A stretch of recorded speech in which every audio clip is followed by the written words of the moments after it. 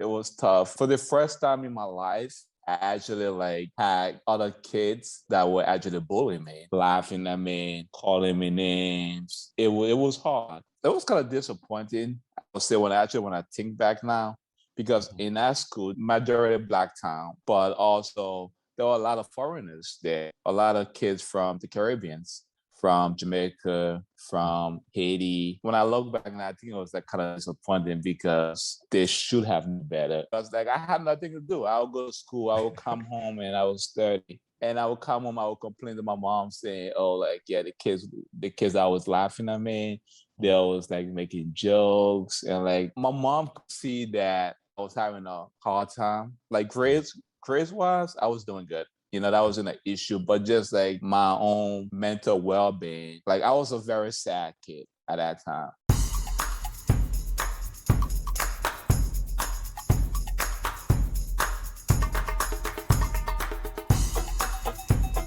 Mujevale, Mujevale, Mujevale. My name is Bani Kibuka, and welcome to another episode of the Ugandan Boy Talk Show.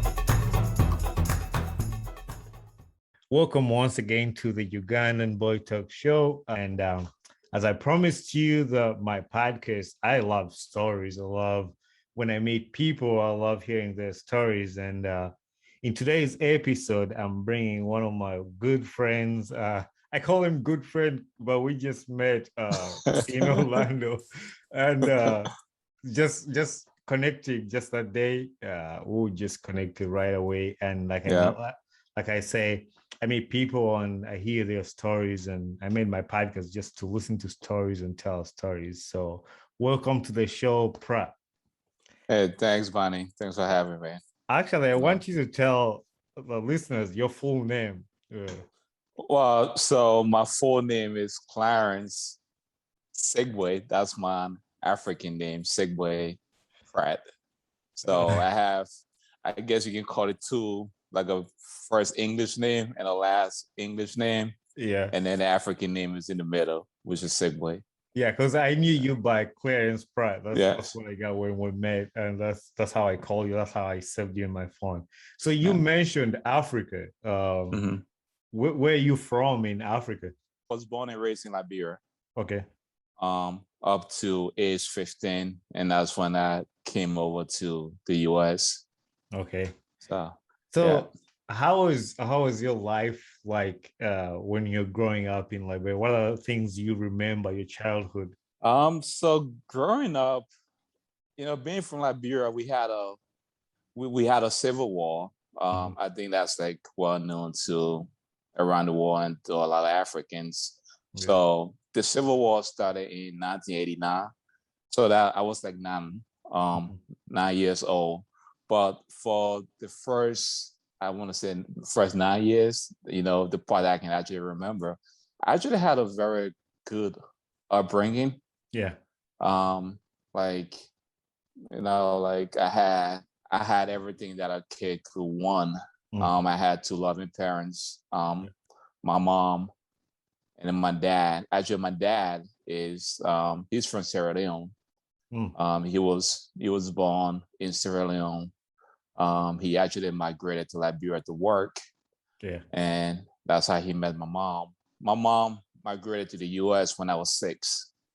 So I had to live with my dad up until the war came, the Civil War that we had in 1989. Then my dad actually took me to live with my grandma because of location. Yeah. And Civil War came from, I was there from the beginning, in 1989 until there were 3 major wars. Right. One was, I think, 1990 was the first major one, and there was another one in 1992 and in 1996. Right after the third one, that's when my mom was like, "Oh no, I have to get you out of that country." Yeah. So that's when, when I actually migrated over to the US. That's crazy because I know Uganda. I'm from Uganda, and my mom is from Kenya. My dad is from Uganda, but there was a war, but it happened before I was born. It was like in 1986, yeah, something like that.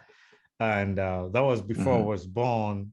And but my parents told me about that story, and they were running during the war, and I didn't have to go through that. The only thing I know that I've experienced was the post-election violence in Kenya that happened in 2007, where people were Mm-hmm. fighting and killing each other. It was like a civil, I would say more like a tribal Mm-hmm. war, because this tribe was killing the Mm-hmm. other tribe, but we were locked up in there, and once the borders opened, then we moved back to Uganda. But we were there for a visit, so there. Mm-hmm. But yeah, wars are not fun. So I'm glad you moved Oh out no, safely. it's yeah, it's not like just based on my experience. Like Yeah. when I'm a fan of any type of war, like Mhm.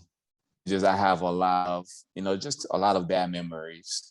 Yeah, You yeah, yeah. know, of It's crazy. I you still know, have and memories too from that war from mhm, Kenya. Like I get exactly what you're saying. mhm. Like it's like PTSD. Sometimes you can remember something and just. Yes. What were some of your hobbies that you like to do in Africa or when you're growing up? Like what some of the things you enjoyed to do?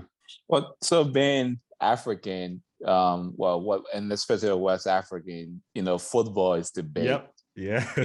it's the big thing. Like, that's what consume our daily lives. So, and being from Liberia, at that time, we had the current president, George Weah, Mhm. who was one of the best player in the world. He actually was, the only African to actually win the FIFA Player of the Year Mhm. from Africa. Wow. So at that time, and just being a Liberian kid, Yeah. having someone to look up to, I saw like, I think it was like, probably I was full, I want to say between 12, his peak years were between 12 and 16, 17. So Mhm. he was our role model, it was like, and then when he actually won the FIFA Player of the Year, that was the biggest thing, especially after what we went through with the Yeah. war Yeah. and Yeah. with the Civil War. We needed something good to happen, to the entire country, to like all the little boys and girls that needed Mhm. someone to look up to. So yeah, definitely football, like as we call it. That Yeah. was that was my hobby. I used to like playing it. And just being African kid, you just actually need a soccer ball. You can Right. you can make your own. Yeah, I tell you people know, I you have can a make. I have a soccer ball here. Actually, I'm gonna uh, pick it up. It's so I have this thing right here. I put in my yes, office because it reminds me of when we played soccer. This is made out of I don't know if you yes. know a banana plant. So like it's dry, and Uh-huh. then we would play this as a soccer ball. So I put it in my Okay. office to just remind me my childhood. So I get the point where you say you don't Yeah. really need. We would also like get No, you trash. don't. You. You get trash and just Yes. put it around, tie rubber band, and you make a soccer ball. Yes.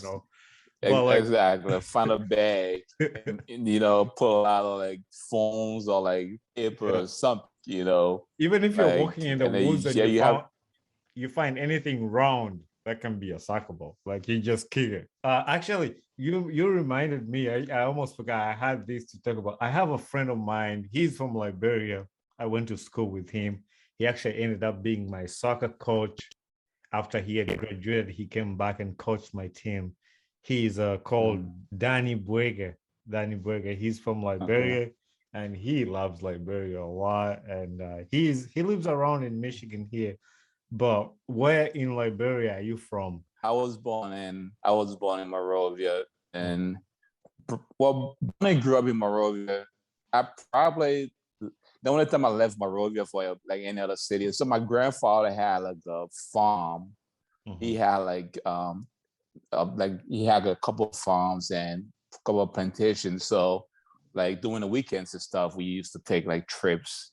Yeah. Us like go to this place called Bum County. It's like, so in Liberia we have like different counties within Monrovia, and that's where his farm was. So normally on the weekend we used to take a trip out there, just for like a weekend, come back. So, Yeah. but I was always in Monrovia. Never Yeah. Yeah. No. So are there some challenges you faced living in Liberia as a young boy? Like, are there things besides the war, like you already mentioned? Are there other things that Mhm. you can remember that were really hard for you when you're growing up? Not really. Like, Yeah. so because like before the war, I had a good upbringing. I went to one of the best schools in Liberia, in Monrovia. Yeah. Um, like my parents, both my mom and my dad, like they provided me with everything that I actually wanted. So I guess I was one of the lucky few, I will say at that Yeah. time. And Liberia was a good country, Yeah. Liberia. And then again, a lot of maybe there will be some Liberians listening to this and they might disagree with me, All right. because like something that you might think is good, Mhm. other people might not, think it is Yeah. because it's two different situations, two different lifestyle upbringing. Yeah. But up to the before the war, we had Liberia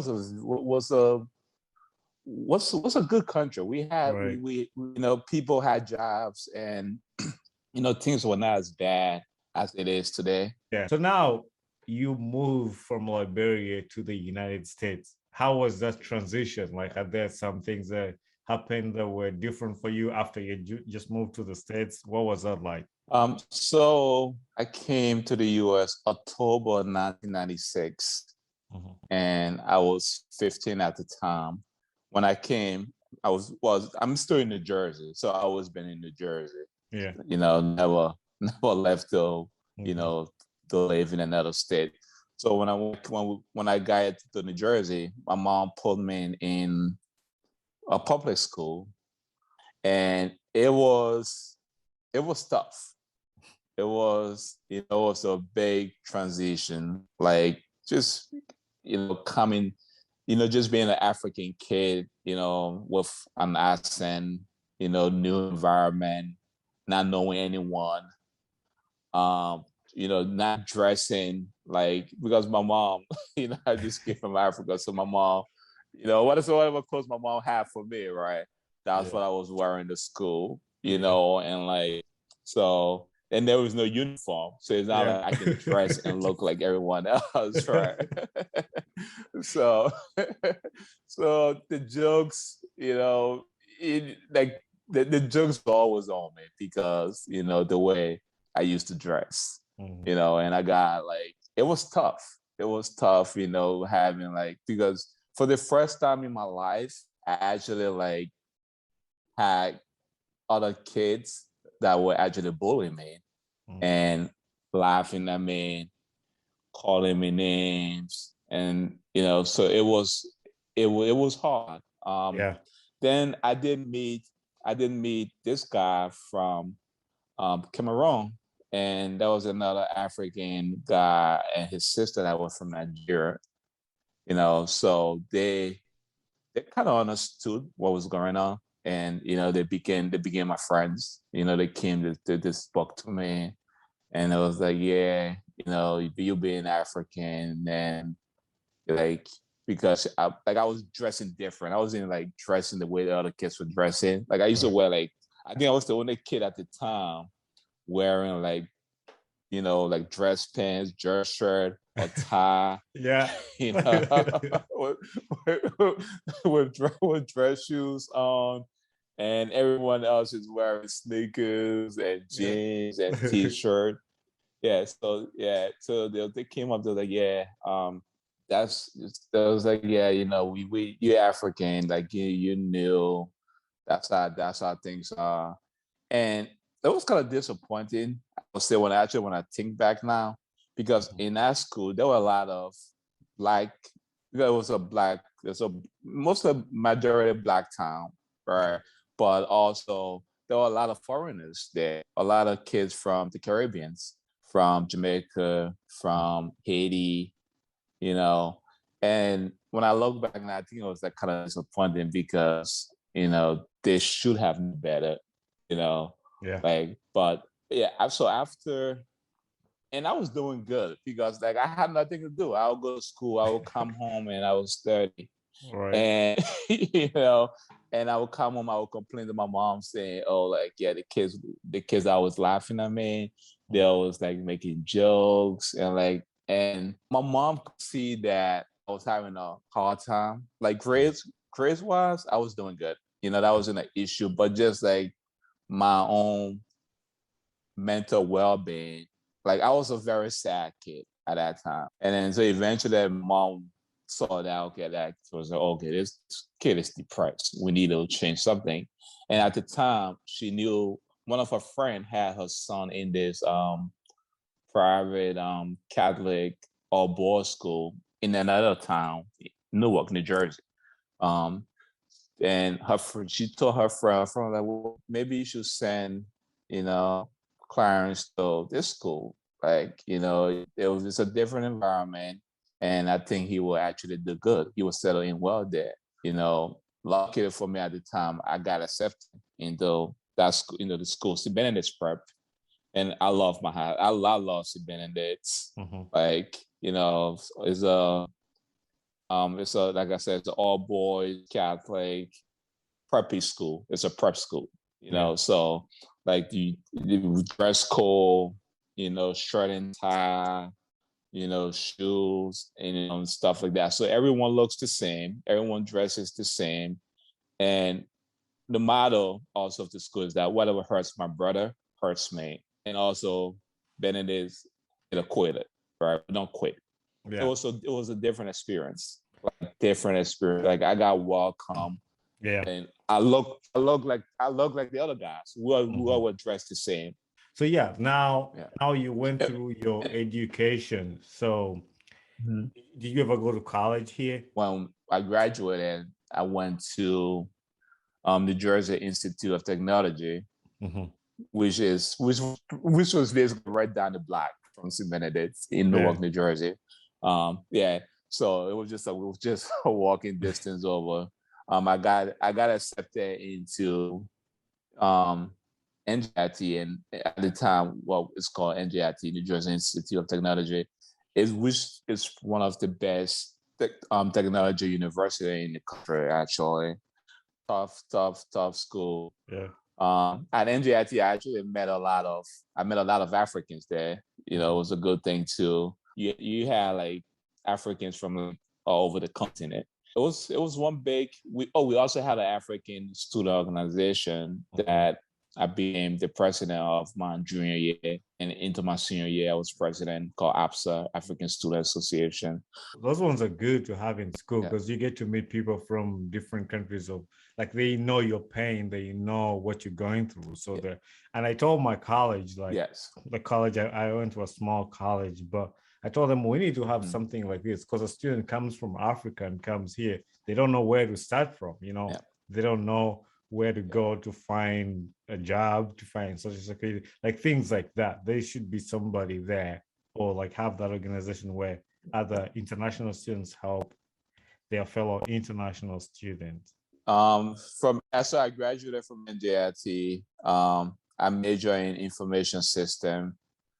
So I graduated, and then I went back after 2 years of taking a break.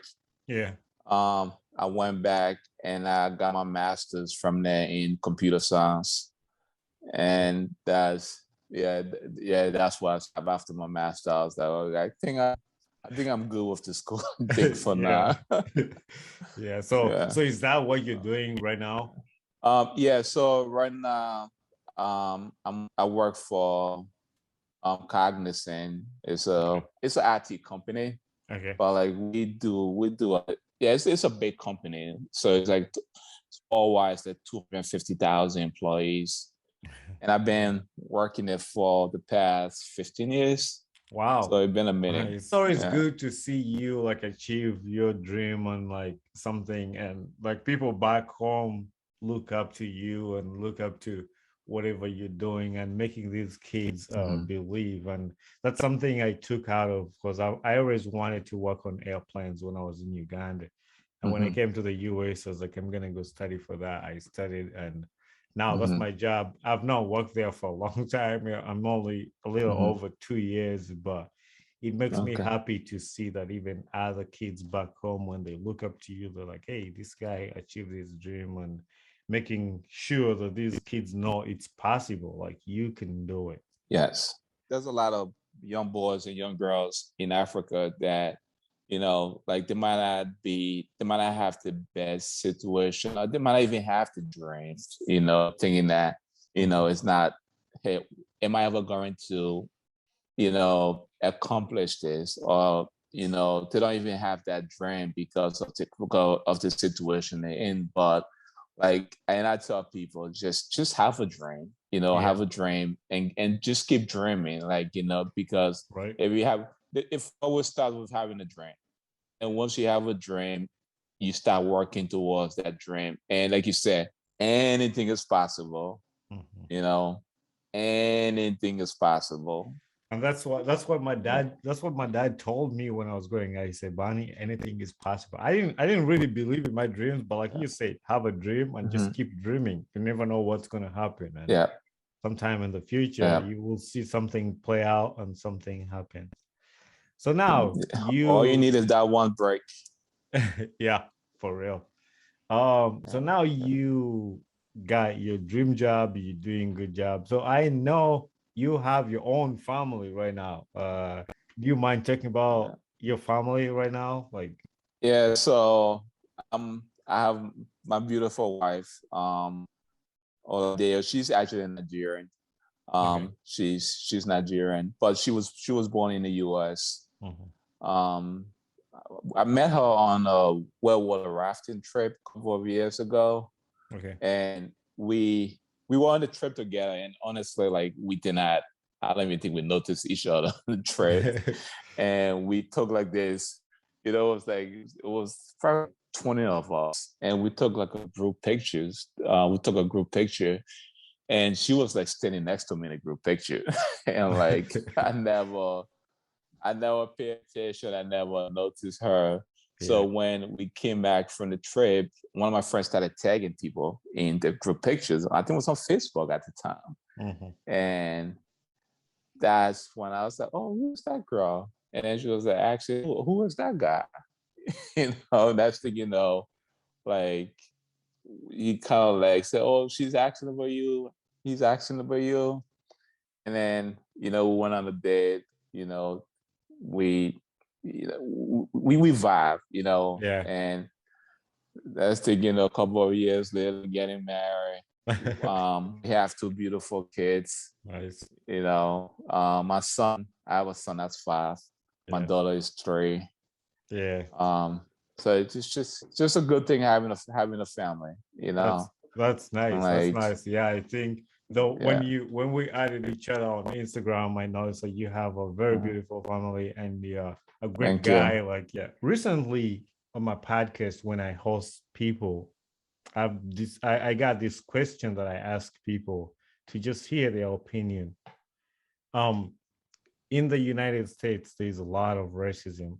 Like, have you encountered racism as a Black person living in New Jersey in your time in the US, and how have you dealt with that? Yes, I have. In New Jersey, right? We used to. It was a bad thing in New Jersey at one time, but I think things have gotten better. I think the term driving while black, right? I think that probably started in New Jersey on the New Jersey Turnpike or the Parkway, like Yeah. the two major highways that we have in New Jersey. But my firsthand experience with um, cops and racism was so I live like 10 minutes from the beach or the Jersey Shore. So this was probably 10 years ago. I was driving. I had two of my female friends who were driving down to the shore, going to the beach. And when you're going down to the Jersey Shore, it's bumper to bumper traffic for like an hour. Like, that's how bad it is. Mhm. So I'm driving, and there's a cop. I see a cop park on the side of the road. He's just sitting there, and we're not even doing like 5 miles per hour. Like it's bumper to bumper traffic. So we're just moving and we listening to music. We're trying to get down the show. And then I passed the cop. Next thing I know, he gets behind me. And I tell my friends, I was like, oh, I'm getting pulled over. and my two female friends, they're like, okay, no, you're not. Stop being paranoid, right? And they're laughing. I was like, the car doesn't have his light on yet, but just that I just knew it, right? Because I was like, if I'm sitting in traffic, right, and I pass you, and then next thing you know, you get behind me, I know I'm getting pulled over. Yeah. So so within 5 minutes of doing bumper to bumper traffic, he's sitting right behind me. He pulls me over. So I'm pulled over on the side, and I was like, I told you guys I was getting pulled over. And I'm like the most clean cut, one of the most clean cut guy that you will ever be. Like I make sure like I have everything down to the T, like all my paperwork, Right. and never got in trouble, never got arrested, nothing at all. So he comes over and he said, oh, license and registration, same stuff, and they're my two female friends. They you know how women can be, defensive at times. They're like, why? Like, what's the matter, officer? Like, we're just sitting in traffic. Why are you like, why did you pull him over? And I'm like, guys, relax, And then he asked me, oh, then I had a BMW, right? He was like, oh, then he turned, he was like, oh, what do you do for a living, right? And then my female friend goes like, why does that even matter? Like, just stuff like that. And he takes my stuff, right? He goes, I guess you wanted to like run down. If I say, oh, there's this black guy driving a nice car, like I'm bored. I have nothing to do. Let me just pull him over and check to see if something illegal comes up. Right. So he comes back, right, and he hands me my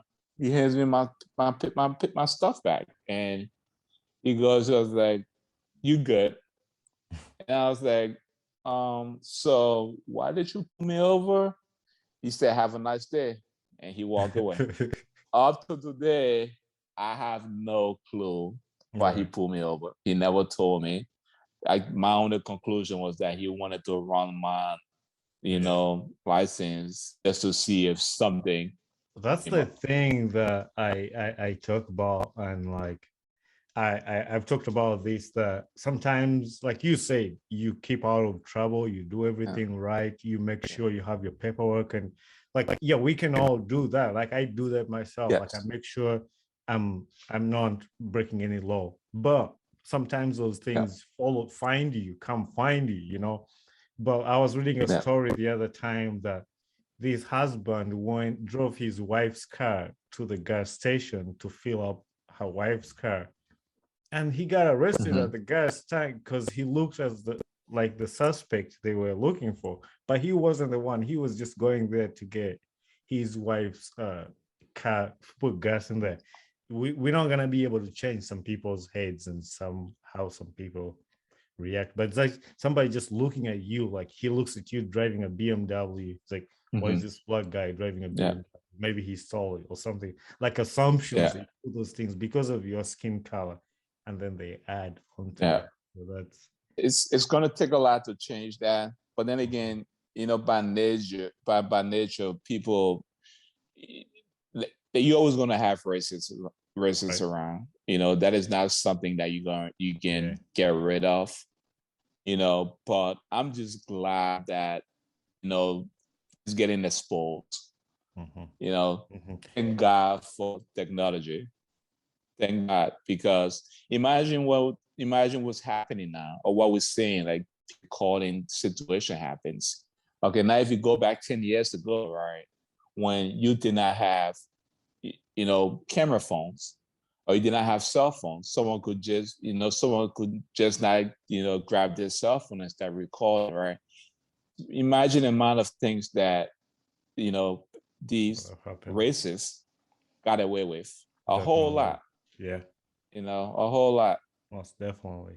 We're not going to be able to change people's minds, but as we keep on talking about these things, maybe it will help just not to Yes. keep quiet. And like you said, I feel bad that now it's into the sports that we love too, because sports is like the soccer situation.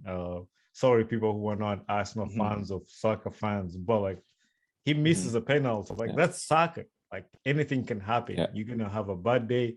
You're gonna miss. But like Yes. attacking him and attacking his family, that's not necessary. And social media too is not helping either, because now people believe that, oh, I can get behind a computer, I can get on my phone and be a racist without, you know, having to expose my face or who I am, Mhm. right? And it's out there, it's out there, but now people just, instead of doing it in your face, to just go on a computer, you Right. know, and just say all these like racist negative things about you. Now that I hit on the soccer and Arsenal stuff, you are a huge Arsenal fan, and that's why in the interview Uh, you came with your Arsenal jersey. I was like, no, I don't think I'm gonna wear my jersey for a little while. That's why that's why I hung it up on the wall. You have it in the back. Yeah, it's It's not for the best decoration. weekend to wear it, but it's not. It's love. If you love something, Yeah. like you can help it. You know. What kind of Mhm. message are you gonna send out to all the Arsenal fans that are at home, like worried about the Arsenal team? Like, what kind of message? What kind of message will you send? Will you send us the fans who are brokenhearted at the very first beginning of the season? Well, I put you on the no, spot. I don't have any. Oh, no, honestly, I don't have a positive message because I have a core belief, right, which Yeah. is a negative belief, and my core negative belief is that as long as the Cronkies are in charge of Arsenal, we are not going to compete for anything. Okay, this is the reality that we live in right now. Yeah.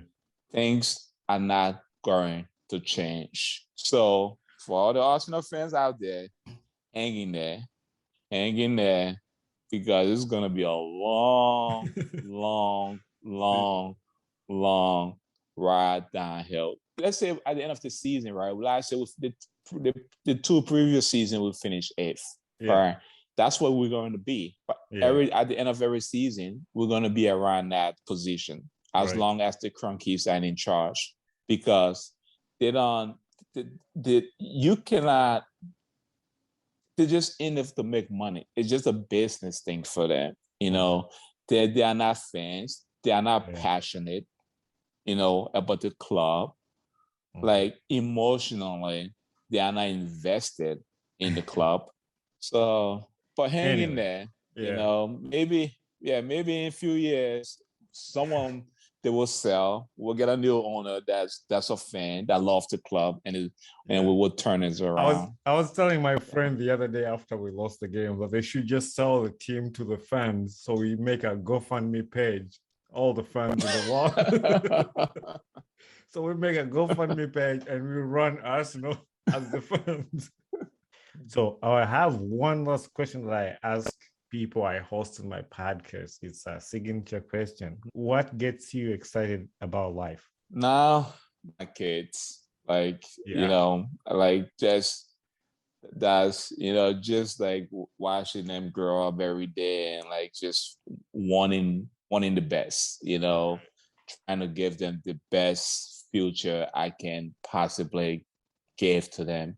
you know Mhm. that's that's my purpose in life right now. That's what I live for every day. Every decision I make, um is all with them in the back of my mind. Like, what can I do to give them even to give them even a better life than what I actually had. Right. And I had a good life, but I just want the best for them. Mm-hmm. So that's my main purpose. That's the reason why I wake up every morning. And I can't beat that. Like nothing beats kids and yeah. family. And so yeah, that marks the last question I have for you. And I want to thank you for giving me this time and just sit with me and enjoy this podcast. Thanks for hosting me, man. This was fun. All right. It was fun talking to you. Hey there, I am Bonnie Kibuka, the host of the Ugandan Boy Talk Show. Thanks for watching my video and don't forget to hit subscribe and share with a friend. Tune in every Saturday at 9 a.m. Eastern Time for a new episode about my podcast. And for more information about this podcast, follow me on my Instagram page, talk_show_256.